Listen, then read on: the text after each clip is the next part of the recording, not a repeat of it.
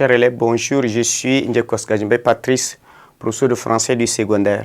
Bienvenue à la suite de notre cours sur la contraction de texte destiné aux élèves des classes de terminale.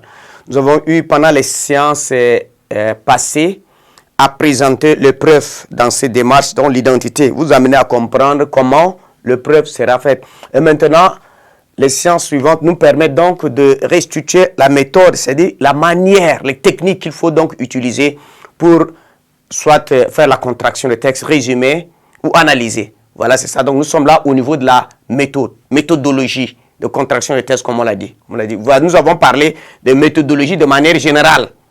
Mais maintenant, nous sommes au niveau de la précision que vous aurez à faire par rapport au résumé ou soit à l'analyse. Vous savez, mis à part les spécificités relatives à la rédaction, tant du résumé que de l'analyse, vous voyez que il faut essayer de pouvoir, vous devez comprendre que le travail doit d'abord être fait au brouillon. Voilà ça, que ce soit pour l'analyse ou le résumé. C'est ça le travail que vous devez faire. Vous devez faire d'abord au brouillon. Premièrement, ce qu'il faut, c'est quoi? Nous avons dit qu'il faut comprendre le texte. Donc, premièrement, il faut d'abord la lecture générale du texte. Première lecture générale. Et cette lecture générale vous permettra donc d'identifier l'idée générale du texte. L'idée générale. La lecture que vous le faites. Donc, on essaiera, pour ce faire, de répondre aux questions suivantes.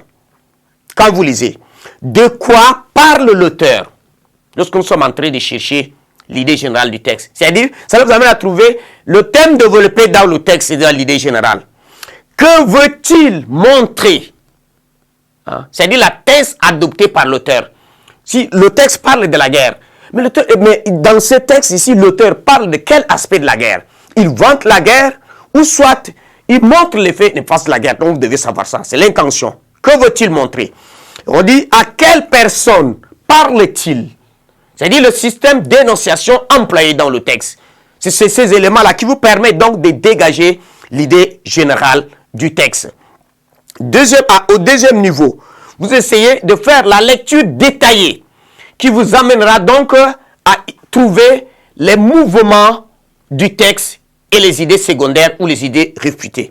Et donc, à ce niveau, ici, vous devez diviser le texte en unités sémantiques pour faire ressortir les connecteurs logiques. Les connecteurs logiques, c'est-à-dire quelle valeur ont les mots reliants, propositions, phrases, paragraphes. Voilà ça. Vous devez voir aussi les mots clés, c'est-à-dire du texte. Autour de quels mots principaux s'organisent les idées du texte. Donc, nous avons aussi les idées secondaires. Quels postulats fondent ou justifient la position de l'auteur?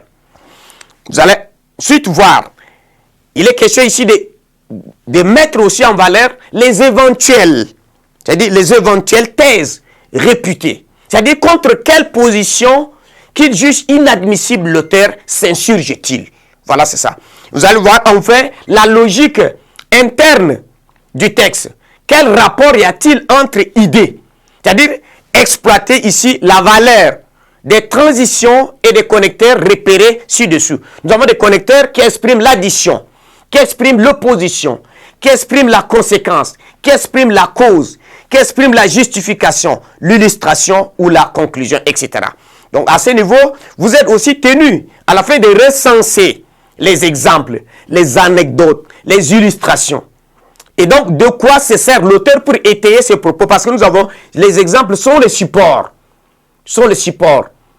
Aux côtés des idées. Donc voilà, vous devez essayer à ce niveau. Et enfin, vous allez reconstruire le plan détaillé suivi par l'auteur. Notez les idées de chaque articulation en suivant les mouvements du texte.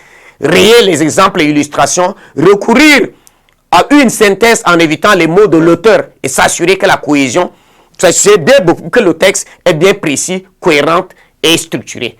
Merci de votre attention.